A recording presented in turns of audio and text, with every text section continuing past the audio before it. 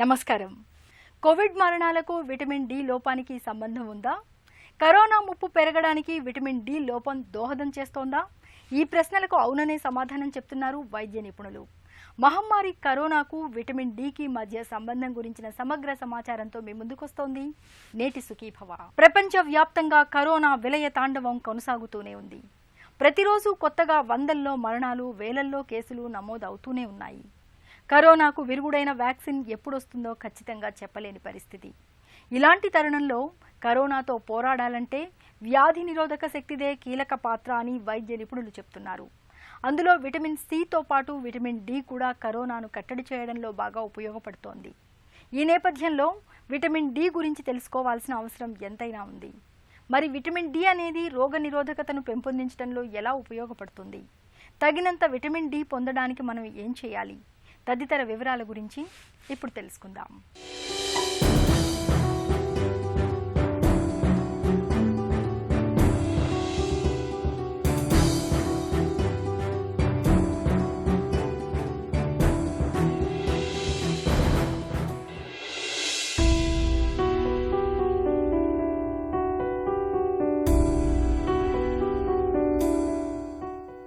దాదాపు 150 మిలియన్ కిలోమీటర్ల దూరంలో సూర్యుడు ఉదయించగానే ఇక్కడ భూగోళం మీద జీవరాశి నిద్రమత్తు వదిలించుకుంటుంది.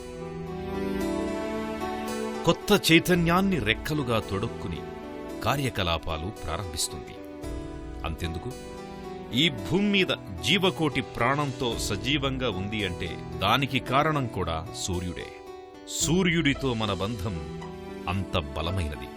అయితే దురదృష్టవశాత్తు ఆ సూర్యుణ్ణి అశ్రద్ధ చేయడం వల్లే మనలో అనేక అనారోగ్య సమస్యలు వస్తున్నాయి అంటే చాలామంది విస్తుపోవచ్చు. కానీ ఇది నిజం. సూర్యరశ్మితో ముడిపడిన విటమిన్ డి లోపించడం వల్ల లెక్కలేనన్ని జబ్బులొస్తున్నాయని ఇటీవలి పరిశోధనలు వెల్లడిస్తున్నాయి. మన బాడీలో ఏ ప్రక్రియలు జరగాలన్నా విటమిన్లు అనేవి చాలా ఇంపార్టెంట్. అయితే ఈ విటమిన్స్ అన్నిట్లో కూడా మనం మోస్ట్ కామన్లీ విటమిన్ డి అన్నది చాలా తక్కువగా ఉండడం చూస్తున్నాం. లాక్డౌన్కి ముందే 100 మందిలో 75 నుండి 80% మందిలో విటమిన్ డి తక్కువగా ఉండడం చూస్తున్నాం. ఇప్పుడు లాక్డౌన్ టైంలో అందరూ ఇళ్లలోకే పరిమితి అయిపోయి అసలు సన్లైట్కి ఎక్స్పోజ్ అవ్వకుండా ఉండేసరికి ఈ విటమిన్ డి ఇంకా కూడా తగ్గిపోయే ఛాన్సెస్ ఎక్కువైనాయి.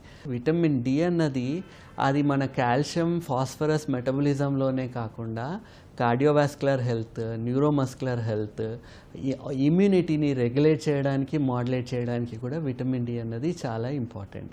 కరోనా పేషెంట్స్ వల్ల వస్తున్న డెత్స్లో చూసుకున్నట్టయితే వీళ్ళందరిలో కూడా సాధారణంగా విటమిన్ డి అన్నది తక్కువ సైడ్ ఉండడం చూస్తున్నాం.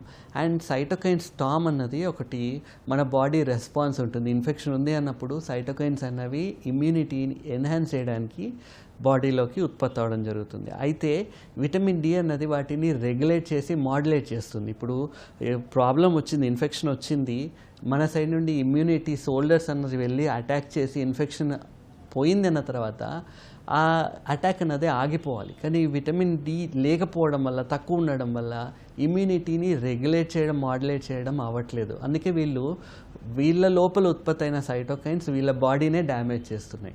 అంటే మన లోపల ఉత్పత్తి అయిన సైటోకైన్స్ ఎప్పుడైతే లంగ్స్ని అటాక్ చేస్తాయో బ్లడ్ వెజల్స్ నుంచి లీక్ అయ్యే ఛాన్సెస్ ఉంటున్నాయి, బ్లడ్ క్లాట్స్ ఫామ్ అయ్యే ఛాన్సెస్ ఉంటున్నాయి, ఇమ్యూనిటీ అన్నది ఆర్గన్ డ్యామేజ్ అయిపోవడం చూస్తున్నాం. పాత రోజుల్లో కేవలం విటమిన్ డి అంటే ఎముకలు విరక్కుండా, రికెట్స్ అనే వ్యాధి రాకుండా కాపాడుతుంది అని మాత్రమే తెలుసు. కానీ నిదానంగా ఎన్నో శాస్త్రీయ అధ్యయనాలు జరిగే కొద్దీ విటమిన్ డికి ఆరోగ్యానికి ఉన్నటువంటి ప్రాముఖ్యత చాలా ఎక్కువని తెలియవస్తోంది. 30 ఏళ్ల ముందు విటమిన్ డి టెస్ట్ చేయడం అనేది చాలా ల్యాబ్స్లో ఉండేది కాదు. కానీ ఈరోజు గ్రామీణ ప్రాంతాల్లోని డాక్టర్లు కూడా విటమిన్ డి టెస్ట్ చేయించి అవసరమైన బిళ్లు ఇస్తున్నారు. అసలు విటమిన్ డి అనేది ఎక్కడి నుంచి వస్తుంది? విటమిన్ డి దాదాపు 80% మన చర్మంలోనే తయారవుతుంది. దీనికి సమృద్ధిగా లభించే సూర్యరశ్మి అవసరం. మిగిలిన 20% విటమిన్ డి ఆహారం ద్వారా లభిస్తుంది. రెండింటినీ కలిపి శరీరానికి ఉపయోగపడే విటమిన్ డి3 లాగా శరీరం తయారు చేసి తన అవసరాలను తీర్చుకోవడానికి వాడుకుంటుంది. విటమిన్ డి మనకి ఎట్లా లభిస్తుంది? సన్లైట్లో కూర్చున్న స్పెసిఫిక్ టైంలో కూర్చుంటేనే అది విటమిన్ డి సింథసిస్కి హెల్ప్ చేస్తుంది. అది ఎప్పుడు ప్రొద్దున 9 గంటల నుంచి మధ్యాహ్నం 3 గంటల వరకు సన్ ఎప్పుడైతే బ్రైట్గా ఉంటుందో ఆ ఎండలో కూర్చుంటేనే విటమిన్ డి సింథసిస్ అన్నది అవుతుంది. అండ్ ఇందులో కూడా స్పెసిఫిక్ యూవీ బీ రేస్ అని, అల్ట్రావైలెట్ బీ రేస్ అని ఒక particular wave length 280 to 350 nanometres అని ఆ పర్టికులర్ రేకి ఎక్స్పోజ్ అవుతేనే స్కిన్ అప్పుడు విటమిన్ డి సింథసిస్కి అది హెల్ప్ చేస్తుంది. అండ్ ఇంకోటి ఎంతసేపు కూర్చోవాలి అన్నది ఎవరికి ప్రాపర్గా అవగాహన ఉండట్లేదు. సో ఇప్పుడు తెల్లగా ఉండే వాళ్ళు 20 to 25 మినిట్స్ ఎండలో బ్రైట్ రెడ్ సన్లైట్లో కూర్చుంటే సరిపోతుంది. అదే కొంచెం కలర్ తక్కువ ఉన్న వాళ్ళల్లో స్కిన్ థిక్గా ఉన్నప్పుడు కూడా అబ్జార్ప్షన్ అన్నది ఎక్కువ ఫాస్ట్గా అవ్వదు. అండ్ వీళ్ళు కొంచెం ఎక్కువసేపు కూర్చోవాలి, ఒక 35 to 40 మినిట్స్ దాకా వీళ్ళు ఎండలో కూర్చోవాలి. అండ్ చాలామంది ఏమనుకుంటారు, ఎక్కువసేపు ఎండలో కూర్చుంటే ఎక్కువ విటమిన్ డి దొరికేస్తుంది అని చెప్పేసి. అట్లా కాదు. ఎప్పుడైతే ఆ 35-40 మినిట్స్ దాటి ఇంకా ఎండకి ఎక్స్పోజ్ అవుతారో ఆ యాక్టివ్ ప్రో విటమిన్ D3 ఏదైతే స్కిన్ కింద ఫామ్ అవుతుందో అది టాకిస్టిరాలో, లూమిస్టిరాలో ఇన్యాక్టివ్ కాంపౌండ్కి మారిపోవడం జరుగుతుంది. మన ఒంట్లో విటమిన్ డి కొరత ఉన్నప్పుడు ప్రధానంగా అలసట, నీరసం, జుట్టు రాలిపోవడం, ఒళ్ళు నొప్పులు, కీళ్ల నొప్పులు, చురుకుదనం లేకపోవడం వంటి లక్షణాలు కనిపిస్తూ ఉంటాయి. ఇలాంటప్పుడు వెంటనే విటమిన్ డి పరీక్షను చేయించుకోవాలి. విటమిన్ లోపం ఉన్నప్పుడు దాన్ని అధిగమించేందుకు తగిన చర్యలు తీసుకోవాలి. కరోనా కాలంలో విటమిన్ డి ఆవశ్యకత గురించిన మరిన్ని వివరాలను ఇప్పుడు తెలుసుకుందాం.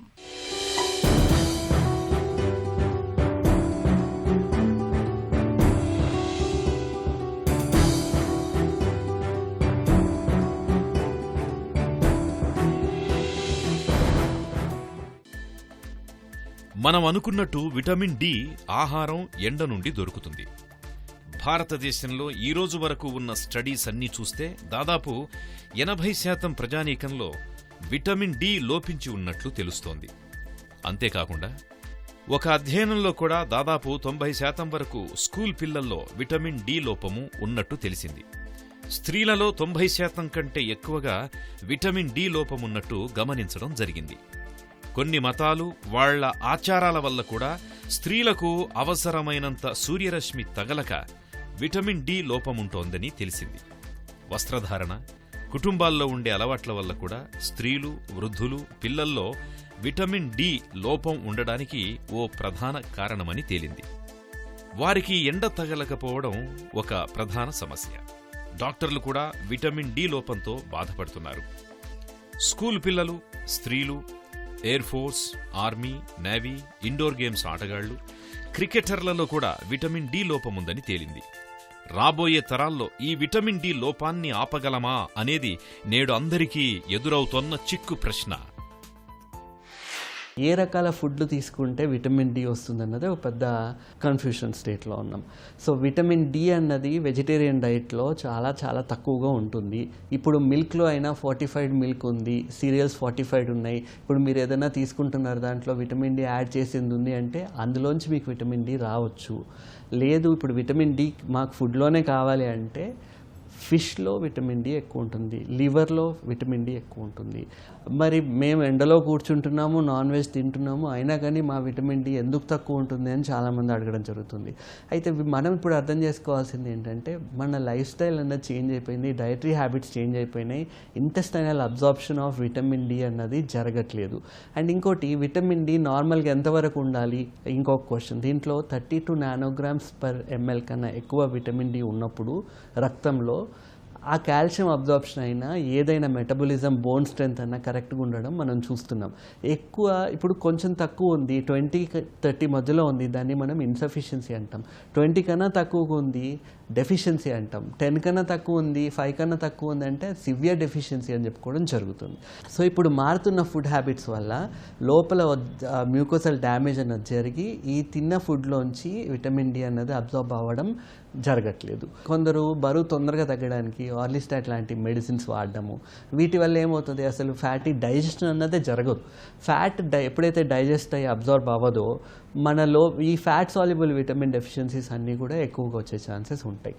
సో ఇప్పుడు అల్సరేటివ్ కొలైటిస్ ఉంది, టర్మినల్ ఐలియటిస్ ఉంది, ఇన్ఫ్లమేటరీ బowel డిసీజెస్ ఉన్నాయి, సీలియాక్ డిసీజ్. వీటన్నిటిలో ఏంటి అంటే ఆ తిన్న ఫుడ్ అన్నది ఈజీగా అరగదు. ఎప్పుడైతే మన ఒంటికి ఫ్యాట్ అబ్జార్ప్షన్ అన్నది జరగదో fat soluble vitamins, vitamin A, vitamin D, E and K, వీటి అబ్జార్ప్షన్ కూడా తగ్గిపోతుంది. ఇంతకుముందు మేము చూస్తున్న దానికన్నా ఈ మధ్య కాలంలో పాలు తాగడం వల్ల కూడా లాక్టోజ్ ఇంటాలరెన్స్ అన్నది ఎక్కువ అయిపోతుంది. ఈ లాక్టోజ్ ఇంటాలరెన్స్ ఉన్న వాళ్ళల్లో కూడా ఈ విటమిన్ డి డెఫిషియన్సీస్ అనేవి మనం చాలా ఎక్కువగా చూడడం జరుగుతుంది. సీజన్ను బట్టి మన ఆహారాన్ని మార్చుకోవాలి. వర్షాకాలం, చలికాలం, ఎండలో తిరగని రోజుల్లో విటమిన్ డి సమృద్ధిగా ఉండే ఆహారాల్ని తినాలి. వేరే దేశాల్లో చూడండి, యూరప్లో చలికాలంలో ఎక్కువగా వెన్న తింటారు, గుడ్లు కూడా ఎక్కువగానే తింటారు. మనకు అలవాటైన ఆహారాన్ని తినకపోవడం, ఆహారపు అలవాట్లను గజిబిజిగా మార్చిపారేయడం, సమతులాహారం తినకపోవడం వల్ల విటమిన్ డి లోపంతో పాటే విటమిన్ బి12 లోపం కూడా వస్తోంది. రక్తహీనత కూడా వస్తోంది. కాల్షియం తగ్గి ఎముకల సమస్యలు వస్తున్నాయి. అలాగే మద్యపానం అలవాటు వల్ల కూడా మనం తినే ఆహారంలో లభించే అన్ని రకాల ఖనిజ లవణాలను గ్రహించే శక్తిని తగ్గించేస్తుంది. మీరు ఆల్కహాల్నన్నా మానేయాలి, లేదంటే అదనంగా విటమిన్ సప్లిమెంట్స్ అన్నా తీసుకోవాలి, అది కూడా డాక్టర్ సమక్షంలో. ఇది కాకుండా కడుపు, పేగుల్లో కొన్ని జబ్బులతో బాధపడేవాళ్ళు ఉంటారు. అల్సరేటివ్ కొలైటిస్, మాలా absorption syndrome, lactose intolerance, gluten intolerance, food intolerance, వీటన్నింటి వల్ల కూడా మన శరీరంలో ఇంకాల్సినంత స్థాయిలో విటమిన్లు ఇంకవు. కాలేయం, మూత్రపిండాల వ్యాధులుంటే కూడా విటమిన్ డి బాగా తగ్గిపోతుంది. ముఖ్యంగా ముసలివాళ్లలో, డయాలసిస్ మీద ఉన్నవారిలో, ఫ్యాటీ లివర్ ఉన్నవాళ్లలో, కామెర్లున్నవారిలో, తరచుగా స్టెరాయిడ్స్ తీసుకునేవారిలో, కడుపులో గ్యాస్, అల్సర్లు ఉన్నవారిలో విటమిన్ డి లోపం కనిపిస్తుంది. విటమిన్ డికి ఇమ్యూనిటీకి ఉన్న సంబంధం ఏంటి అని అయితే, ఇమ్యూనిటీకి innate immunity and adaptive immunity అని ఉంటాయి బాడీలో.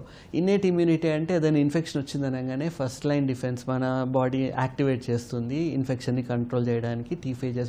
టీ సెల్స్, మ్యాక్రోఫేజెస్ లాంటివి యాక్టివేట్ అవ్వడం జరుగుతాయి. అడాప్టివ్ ఇమ్యూనిటీ అంటే స్పెసిఫిక్గా ఈ వైరస్ వచ్చింది, దీన్ని ఎటువంటి యాంటీబాడీతోనే అటాక్ చేస్తే ఆ వైరస్ పోతుంది అన్నది అడాప్టివ్ ఇమ్యూనిటీ.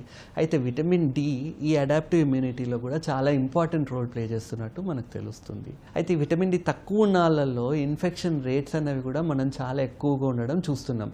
చాలా స్టడీస్ జరిగినాయి. ఆ స్టడీస్ అన్నిట్లో ఏంటి, పిల్లలకి చిన్న డోస్ విటమిన్ డి ప్రతిరోజు ఇవ్వడం జరిగింది, ఒక 3 నుంచి 4 నెలల వరకు ఇచ్చినప్పుడు. అయితే విటమిన్ డి తక్కువ ఉన్న వాళ్ళల్లో ఇన్ఫెక్షన్ రేట్స్ అనేవి కూడా మనం చాలా ఎక్కువగా ఉండడం చూస్తున్నాం. చాలా స్టడీస్ జరిగినాయి.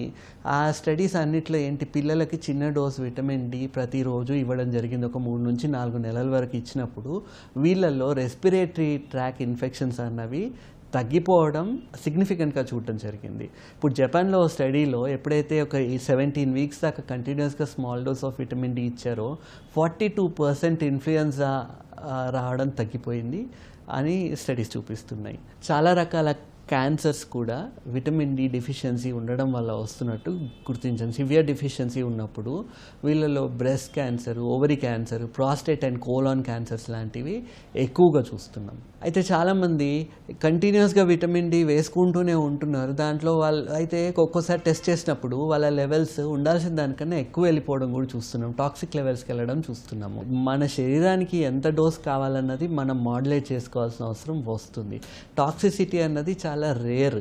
అయితే ఈ టాక్సిటీ ఉన్నప్పుడు మళ్ళీ హెడేక్స్ లాగా రావడము, ఫెటిగ్ ఉండడము, నాసియా, ఇవన్నీ కామన్గా చూస్తున్నాం. విటమిన్ డి ఎక్కువైపోయిన వాళ్ళల్లో క్యాల్సిఫికేషన్ ఆఫ్ బ్లడ్ వెజల్స్ అవ్వడము, లేతే కిడ్నీ స్టోన్స్ ఎక్కువ ఫామ్ అవ్వడం అన్నది చూస్తున్నాము.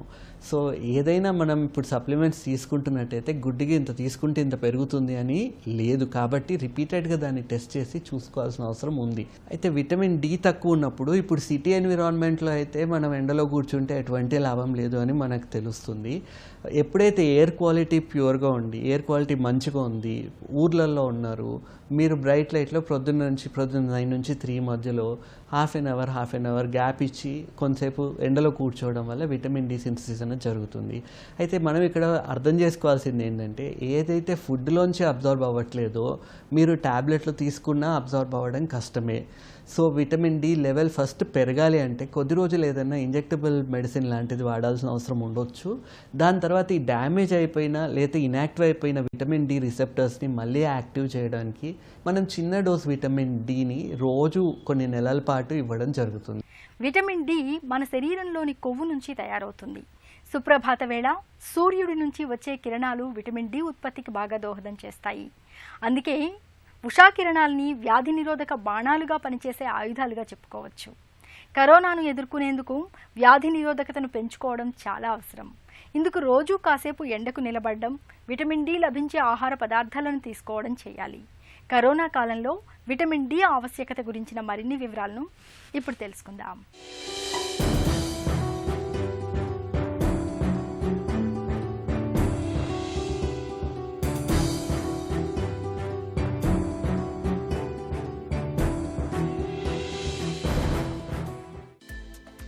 అందరూ విటమిన్ డి పరీక్ష చేయించుకోవాలి. విటమిన్ డి లోపముందని చెప్పేలా జబ్బులేం రావు. కొందరిలో నొప్పులు కనిపించొచ్చు. కాబట్టి ప్రతి ఒక్కరూ ఏడాదిలో ఒక్కసారైనా vitamin D, B12, haemoglobin, thyroid గ్రంథి మొదలైన 4 టెస్టులు తప్పనిసరిగా చేయించుకోవాలి. అయితే ఒక మనిషికి విటమిన్ డి ఎంతుండాలి? పిల్లలకైనా పెద్దలకైనా విటమిన్ డి 60 నానోగ్రాముల కంటే పైనే ఉండాలి. కానీ వైద్య శాస్త్రం ప్రకారం 30 ఉంటే చాలు అంటున్నారు. ఇది బొటాబొటీగా మాత్రమే సరిపోతుంది. 60 నుండి 70 నానోగ్రాముల విటమిన్ డిని మెయింటైన్ చేసే వారిలో వ్యాధి నిరోధక శక్తి గణనీయంగా పెరుగుతుంది. చాలా సందర్భాలలో డాక్టర్లు ఓ 3 నెలలు విటమిన్ డి సప్లిమెంట్స్ ఇచ్చి ఆ తరువాత మర్చిపోతుంటారు. దీంతో తిరిగి విటమిన్ డి లోపం తలెత్తుతుంది. అందుకే తరచుగా విటమిన్ డి పరీక్ష చేయించుకోవాలి. సప్లిమెంట్లు వాడుకోవాలి. ఇది నిపుణులైన డాక్టర్ల పర్యవేక్షణలోనే జరగాలి. ఏదో కౌంటర్లో కొనుక్కొని విటమిన్ డి వాడేయకూడదు. విటమిన్ డి మోతాదు 120 కంటే ఎక్కువ దాటితే కిడ్నీల్లో, కండరాల్లో, మెదడులో స్టోన్స్ తయారవుతాయి. విటమిన్ డి ఇంజెక్షన్లు అవసరమా అని అడుగుతుంటారు. ఇంజెక్షన్లు 6 లక్షల యూనిట్లు కలిగి ఉంటాయి. టాబ్లెట్లు మాత్రం 6,000 యూనిట్లను కలిగి ఉంటాయి. ఇంజెక్షన్ల కంటే మాత్రలే మంచివి.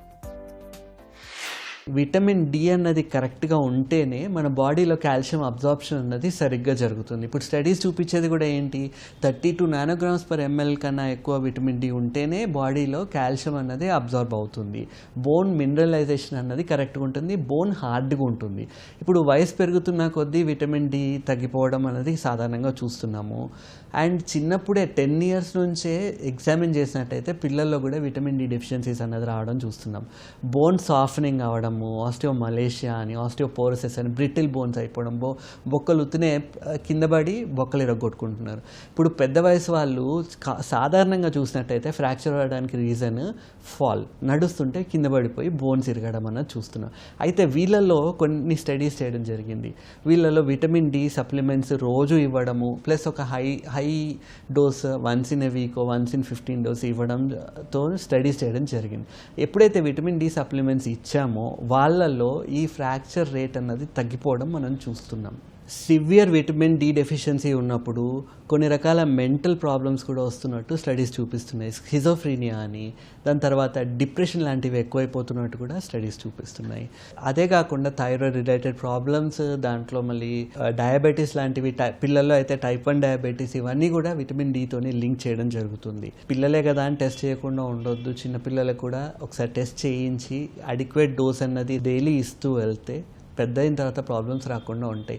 ఇంకోటి విమెన్లో ప్రెగ్నెన్సీలో especially requirements of vitamin D అన్నది ఇంక్రీజ్ అవుతాయి.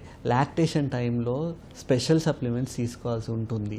సో ఇప్పుడు ఉన్న పరిస్థితిలో మరి విటమిన్ డిని ఏం చేయడం, ఎట్లా మనం కాపాడుకోవడం అని అడిగినప్పుడు, మీకు ఒకవేళ స్వచ్ఛమైన సన్లైట్ దొరుకుతుంది, కూర్చోవడం ప్రాక్టీస్ చేయండి, ఎండలో కూర్చోవడం అలవాటు చేసుకోండి. లేదు మీరు ఉన్న ప్లేస్లో పొల్యూషన్ చాలా ఎక్కువ ఉంటుంది, సన్లైట్ మీద మీరు డిపెండ్ అవ్వలేరు అన్నప్పుడు విటమిన్ సప్లిమెంట్స్ తీసుకోవడం బెటర్. అయితే ఏది పడితే అది కాకుండా ఫస్ట్ మీ బ్లడ్ చెకప్ చేయించుకొని మీకు ఎంత డెఫిషియన్సీ ఉంది, ఇన్సఫిషియన్సీ ఉందా, డెఫిషియన్సీ ఉందా అది నిర్ధారణ చేసుకున్న తర్వాత ఏ డోస్ తీసుకోవాలన్నది మీ డాక్టర్ ప్రిస్క్రైబ్ చేస్తారు. ఇప్పుడు కరోనాతోని ప్రాబబ్లీ నెక్స్ట్ 6 months 1 year మనకు తెలియదు ఇంకెన్ని రోజులు ఈ పరిస్థితి ఉంటుందన్నది. ఉన్నది.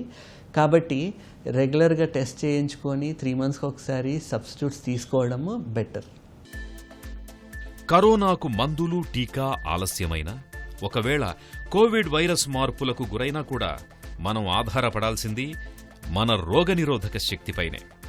ఆ రోగనిరోధక శక్తిని పెంచడంలో విటమిన్ డి కీలక పాత్ర పోషిస్తుంది. కాబట్టి విటమిన్ డి లోపం లేకుండా చూసుకోవడం, ఒకవేళ లోపం ఉంటే సప్లిమెంట్స్ తీసుకోవడం చేస్తే కరోనా కాలంలో మన రక్షణ కవచాన్ని మరింత పటిష్టం చేసుకున్న వారమవుతాం. కరోనా కలకలం మొదలైనప్పటి నుంచి మన దగ్గర విటమిన్ సి, విటమిన్ డి సప్లిమెంట్ల వాడకం బాగా పెరిగింది. నిజానికి ఇదో మంచి పరిణామం. రోజు కాసేపు ఉదయపు ఎండకు నిలబడినా చాలు, మనకు తగినంత విటమిన్ డి దొరుకుతుంది. చాలినంత విటమిన్ డి మన ఒంట్లో ఉంటే మన ఇమ్యూనిటీ కూడా బాగుంటుంది. ఇమ్యూనిటీ బాగుంటే కరోనా వంటి ఇన్ఫెక్షన్ నుంచి మనం తేలిగ్గానే బయటపడవచ్చు. తిరిగి రేపటి సుఖీభవలో కలుసుకుందాం. సుఖీభవ కార్యక్రమానికి సంబంధించిన మీ విలువైన సలహాలు, సూచనల్ని వెంటనే మాకు రాయండి. మా చిరునామా Sukhibhava, ETV, Ramoji film city, Hyderabad 501512 లేదా sukhibhava@etv.co.in కు ఈమెయిల్ చేయండి.